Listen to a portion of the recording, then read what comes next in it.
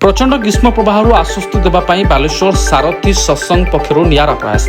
Baleshwar municipality सम्मुखें आयोजित होती चलचित्र बाटर जाऊा बाटोई को दही सर्बत सहित तरबुज प्रदान कर संघर मुख्य उद्देश्य रही गरीबों को देख गोविंद को देख।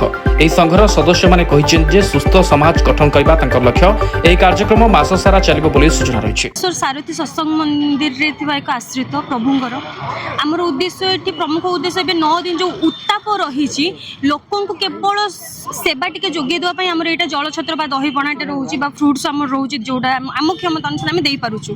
आम प्रभुंर बाणी थिला सेवा साधना सत्संग तो से उद्देश्य सेवा नहीं कि आम चलीचु यहाँ भ्राम्यमाण हिसाब से करने को आरंभ करूँ। आज स्टार्टिंग डे रहा या आम विभिन्न जगह करने आमर चेष्टा रमी पब्लिसिटी जो बेसी होते खरार रखापी आम जस्ट ठंडा पानी व्यवस्था कि फल दे पारू प्रभुंर जो बाणी अनुसार आज भगवान श्रीमद श्री श्री सारथी देव आश्रित मैंने समस्ते बालेश्वर प्रभु सारथी सत्संग मंदिर आनुकूल्य जलछत्र आयोजन करा जलछत्र सहित आमर तरबुज ये जो ग्रीष्म रौद्रताप रक्षा पाइबापी समस्त मनरे सामयिक तृष्णा आम तो संपूर्ण तृष्णा निवारण करें सामयिक तृष्णा निवारण करने आम आमर ये सब कार्यक्रम प्रथम कथा। द्वितीय कथा होटा आमर ये मास सारा चलो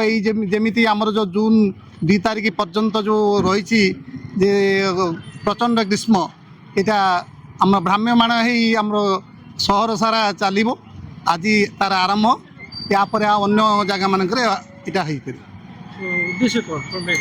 उद्देश्य हूँ सेवा साधना सत्संग महाप्रभु तांकर महत्ववाणी रे आम समस्त को यही दिग्दर्शन देइछंती। आउ गरीब को देख गोविंद को देख आगे service to mankind is service to God.